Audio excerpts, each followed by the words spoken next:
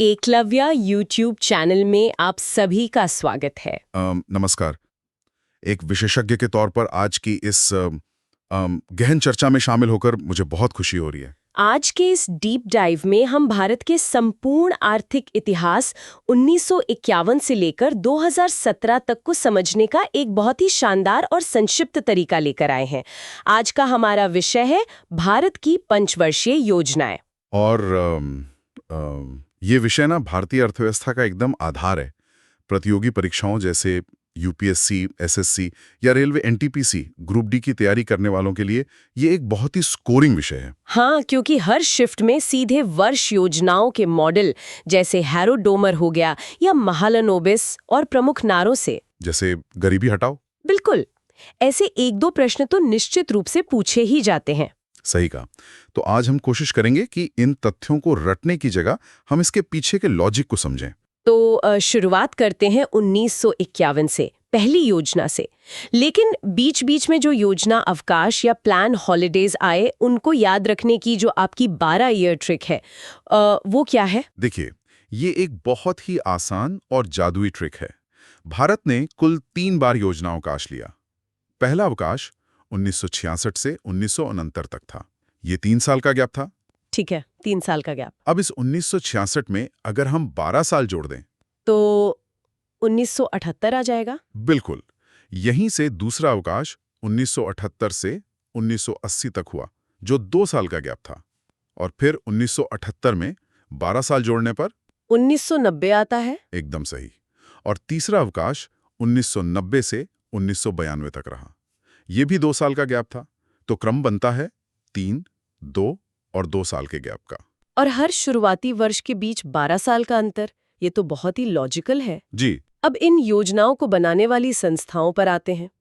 योजना आयोग का गठन 15 मार्च 1950 को हुआ था, केसी नियोगी समिति की सिफारिश पर। और इसमें ध्यान देने वाली बात यह है कि यह एक गैर संवैधानिक और परामर्शदात्री संस्था थी। संविधान में इसका जिक्र नहीं था। हाँ, केवल सलाह देने के लिए। इसके पदेन अध्यक्ष प्रधानमंत्री होते हैं, इसीलिए पहले अध्यक्ष जवाहरलाल नेहरू थे और पहले उपाध्यक्ष गुलजारी लाल नंदा बने। लेकिन सिर्फ दिल्ली में बैठकर योजनाएं नहीं बन सकती थीं, राज्यों की भागीदारी जरूरी थी। बिल्कुल। और इसी वजह से 6 अगस्त 1952 को राष्ट्रीय विकास परिषद यानी एनडीसी का गठन हुआ, जिसका मुख्य उद्देश्य योजना आयोग द्वारा ड्राफ्ट की गई योजनाओं को अंतिम मंजूरी देना था। हाँ, और एग्जीक्यूशन ऑडिट करना भी, मतलब ये जांचना कि केंद्र का पैसा सही जगह पहुंच रहा है या नहीं। इसमें प्रधानमंत्री, सभी राज्यों के मुख्यमंत्री और योजना आयोग के सदस्य शामिल होते हैं। एक तरह का चेक एंड बैलेंस। तो अब पहली पंचवर्षीय योजना पर चलते हैं, जो 1 अप्रैल 1951 से 31 मार्च 1956 तक चली। ये हैरोड-डोमर मॉडल पर आधारित थी। और आज़ादी के तुरंत बाद हमारे सामने खाद्यान्न संकट और शरणार्थियों की भारी समस्या थी, इसलिए इसकी प्राथमिकता कृषि विकास रखी गई। ये योजना काफी सफल रही और इसमें सिंचाई पर बहुत जोर दिया गया, जैसे सतलुज नदी पर भाखड़ा नांगल परियोजना, दामोदर नदी पर दामोदर घाटी और महानदी पर हीराकुंड बांध परियोजना। सही। इसके बाद आती है दूसरी पंचवर्षीय योजना 1956 से 1961 तक। ये पीसी महालनोबिस मॉडल पर आधारित थी। और इस बार प्राथमिकता कृषि से हटाकर भारी उद्योग और खनिजों के विकास पर आ गई थी। हाँ, क्योंकि रोजगार के लिए औद्योगिकरण की नींव रखना जरूरी था। जी। इसी दौरान 3 प्रमुख इस्पात कारखाने या स्टील प्लांट्स स्थापित हुए। पश्चिम बंगाल में दुर्गापुर ब्रिटेन के सहयोग से लगा, छत्तीसगढ़ में भिलाई सोवियत संघ या यूएसएसआर के सहयोग से, और उड़ीसा में राउरकेला जर्मनी के सहयोग से स्थापित हुआ। फिर तीसरी योजना आई 1961 से 1966 तक। इसका उद्देश्य था आत्मनिर्भरता और कृषि उद्योग का संयुक्त विकास। इसी में 1964 में रूस की सहायता से बोकारो स्टील प्लांट लगा और हरित क्रांति की शुरुआत हुई। लेकिन बदकिस्मती से ये भारत की सबसे विफल योजना रही, मतलब मोस्ट फेल्ड प्लान। इसके पीछे युद्ध और अकाल जैसे कारण थे ना? बिल्कुल। इसके 3 बड़े कारण थे। पहला 1962 का भारत चीन युद्ध, दूसरा 1965 का भारत पाक युद्ध और तीसरा 1965-66 का भीषण सूखा। देश का खजाना खाली हो गया था। और इसी भयंकर आर्थिक संकट के कारण 1966 से 1969 तक हमें पहला योजना अवकाश लेना पड़ा। जिसमें 5 साल के लक्ष्य की जगह 3 वर्ष तक एक साल की वार्षिक योजनाएं चलाई गईं ताकि अर्थव्यवस्था फिर से पटरी पर आ सके। फिर चौथी योजना 1969 से 1974 तक आई। इसका लक्ष्य स्थिरता के साथ आत्मनिर्भरता था। इस दौरान सर्वाधिक कृषि वृद्धि दर देखी गई। इसी समय कुछ ऐतिहासिक कदम भी उठाए गए। 1969 में आईएसआरओ की स्थापना हुई, 14 बड़े बैंकों का राष्ट्रीयकरण हुआ और श्वेत क्रांति ने गति पकड़ी। पांचवी योजना 1974 से 1978 का मुख्य उद्देश्य गरीबी उन्मूलन और आत्मनिर्भरता था, और इसी में वो प्रसिद्ध नारा दिया गया, गरीबी हटाओ। लेकिन ये एकमात्र योजना है जो अपने 5 साल पूरे नहीं कर सकी। हाँ, क्योंकि सत्ता परिवर्तन हो गया था। बिल्कुल। मोरारजी देसाई की जनता पार्टी सरकार ने इसे 4 वर्ष में ही यानी 1978 में बंद कर दिया था। और फिर दूसरा योजना अवकाश आया, जिसे रोलिंग प्लान या अनवरत योजना कहा गया। 1978 से 1980 के बीच ये गुन्नार मिर्दल मॉडल पर आधारित था, जिसे 1980 में इंदिरा गांधी सरकार ने वापस सत्ता में आते ही समाप्त कर दिया और छठी योजना शुरू कर दी। छठी योजना 1980 से 1985 तक चली। इसके लक्ष्य गरीबी निवारण और रोजगार सृजन थे। यहीं से आर्थिक उदारीकरण की धीमी शुरुआत हुई और सबसे महत्वपूर्ण 1982 में शिवरामन समिति की सिफारिश पर नाबार्ड की स्थापना हुई, जो कृषि ऋण के लिए बहुत बड़ा कदम था। सातवीं योजना 1985 से 1990 का नारा था, भोजन, काम और उत्पादन।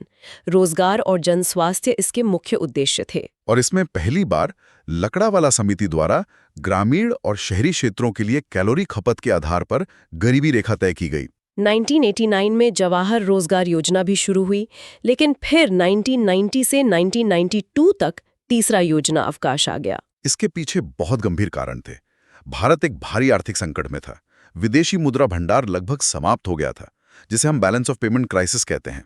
और इसी संकट से उभरने के लिए एलपीजी सुधार यानी लिबरलाइजेशन, प्राइवेटाइजेशन और ग्लोबलाइजेशन लागू हुए। 8वीं योजना 1992 से 1997 इन्हीं एलपीजी सुधारों के बाद पहली योजना थी। अब फोकस बदल चुका था। इसका मुख्य फोकस मानव संसाधन विकास पर आ गया था। इसमें 1993 में प्रधानमंत्री रोजगार योजना या PMRY शुरू हुई, और ये योजना बहुत सफल रही। 5.6% लक्ष्य के मुकाबले 6.8% की वृद्धि हुई। फिर 9वीं योजना 1997 से 2002 तक चली, जो भारत के आज़ादी के 50 वर्ष पूरे होने पर शुरू हुई। इसका लक्ष्य न्यायपूर्ण वितरण और समानता के साथ विकास था। और 10वीं योजना 2002 से 2007 का लक्ष्य अगले 10 वर्षों में प्रति व्यक्ति आय को दुगुना करना था। 11वीं योजना 2007 से 2012 का केंद्रीय विषय था, तीव्र और अधिक समावेशी विकास। और 12वीं योजना 2012 से 2017 का लक्ष्य था, तीव्र, समावेशी और सतत विकास। लेकिन 12वीं योजना के बीच में ही 1 जनवरी 2015 को योजना आयोग को हमेशा के लिए समाप्त कर दिया गया और उसकी जगह नीति आयोग यानी national institution for transforming India का गठन कर दिया गया। और इसी के साथ पंचवर्षीय योजनाओं का युग समाप्त हो गया। चलिए अब पूरे विषय का एक त्वरित चेकलिस्ट सारांश देख लेते हैं ताकि रिवीजन हो जाए। पहले 2 मॉडल हेरिड-डोमार और महालनोबिस। तीनों अवकाश 1966 से 69, 1980 से 80 और 1990 से 92। गरीबी हटाओ का नारा 5वीं योजना में। प्रमुख steel plant Bhilai USSR, Rourkela Germany और दुर्गापुर UK। नाबार्ड 6ठी योजना में। और अंततः नीति आयोग का आना। बिल्कुल। इस पूरी चर्चा को समेटते हुए मैं एक विचार आपके सामने रखना चाहूंगा। योजना आयोग को हटाकर नीति आयोग को लाना केवल एक नाम का बदलाव नहीं था। विचार करने वाली बात यह है कि क्या ये बदलाव भारत की बदलती वैश्विक आर्थिक जरूरतों और राज्यों की बढ़ती हुई शक्तियों को संतुलित करने का एक सीधा परिणाम था?